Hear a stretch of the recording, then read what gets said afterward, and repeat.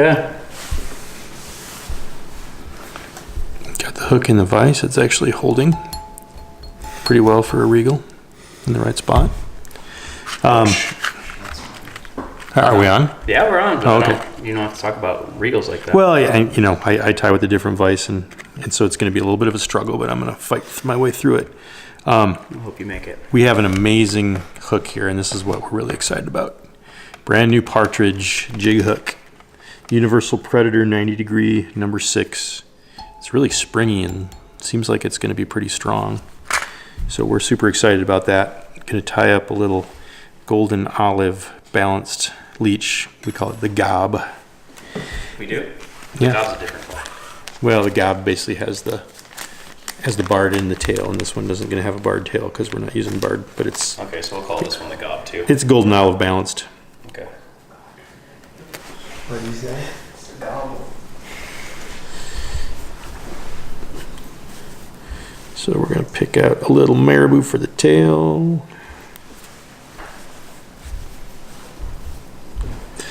And I like to keep my tail fairly sparse. So that should do. And then I've got some little sequin pins that I'm going to stick on my bead. Get that ready to go. And I have no thread. Somebody grab my thread. I think it's still sitting over there. Yeah, you're gonna need that. I probably want the thread. Do you guys need something to drink? I'm good. I'll get some glass of water. Clean glasses up. Actually, I like that piece of marabou better. Here. Oh, Paul, you're going to have to... No, it's still there. I'll stop for it. So we're actually using some 10-aught Vivas thread, Little half out over there. which is pretty skinny stuff. It's remarkably strong. I would actually probably just go with good old 6-aught, but this stuff is going to get the job done for us. So I've got that on there. I got Well, when my, the guys are tying it, they should use 6-aught, right? well, yeah, I mean, as I say, 6-aught is probably just fine for this fly, although this stuff is plenty strong. Just going to take a few more wraps to get her done. Got my bead on there. I'm going to leave myself about a quarter, maybe a 1/16 of an inch of space, and then lash this pin down. And these sequin pins are nice because they actually are tapered. You can just tie right off the end of it. You don't have to worry about breaking your thread like you would if you actually cut a pin to size. And then that guy fits right on there with the, actually right to the small end because it's a relatively small pin head. So dialed in.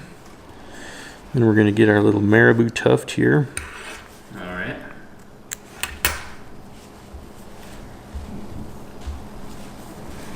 And we want this to be about hook shank length. I know, but the whole hook shake length thing. The whole hook shank length thing. So then what I'm going to do is I'm going to end my marabou right where my pin ended, and then we're going to keep a relatively uniform body profile. Wow. That really worked out. Yep, it's the first time that's ever worked. Nice. That's how we do it now. All of that. All right, so we got the tail. Slide. We got the head. Now all we got to do is dub up our body.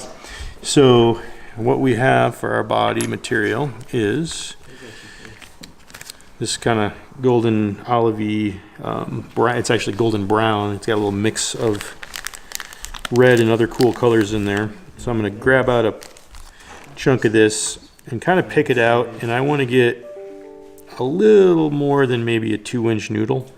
And they do the silver too. That I'm going to then throw into a dubbing loop.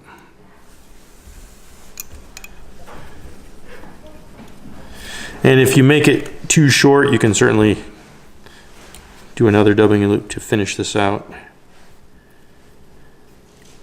When I'm tying these in bulk, I actually have a little setup where I measure this out precisely, but right now this is just kind of randomly. Oh, and I don't even have this thing grabbed properly, but it'll still spin.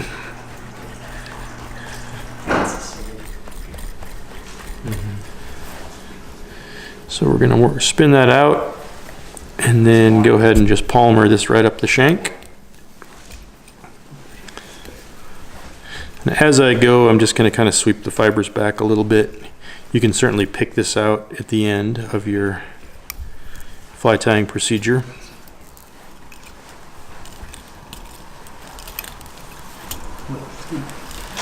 I think that's cool, actually. Yeah. And my goal is to get this to go right up to my 90-degree bend. And it looks like I pretty well hit that spot on. So we're just going to tie this off right behind the 90-degree jig hook there. And then I'm going to go ahead and carry my thread forward and just throw down a thread base on the pin itself. Get that ready for my next step. Trim that off. And now we're going to switch and we're going to cap this off with a little golden olive.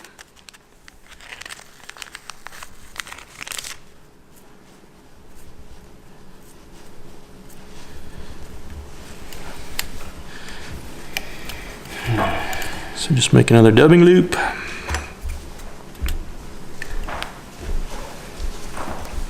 Get the golden olive goodness in there. Spin her up.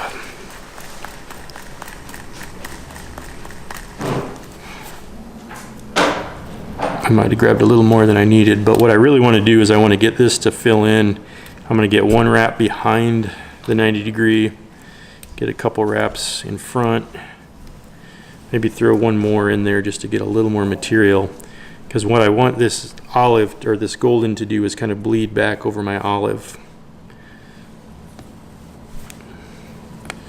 And then we'll get that thing secured.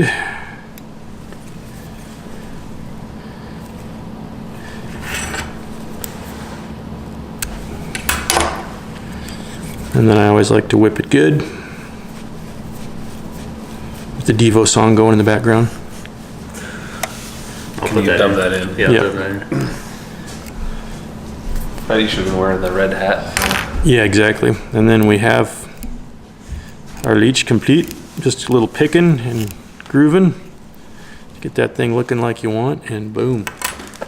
Good. Golden olive balanced leech. Great Just job, a Fred. little Can we get micro an audience spot. applause? Sweet.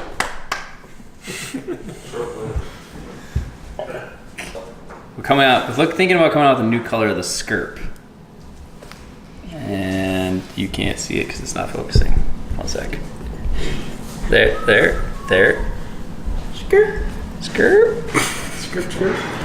It's pink with a silver front bead. So if you guys see this and you actually watch this video to the end, let us know what you think. All right, anything from you, Paul? No? He doesn't tie flies. He does, actually. I know he does. He has his signature Party Paul's pink worm. Yeah, exactly. Got the best worm you've ever seen.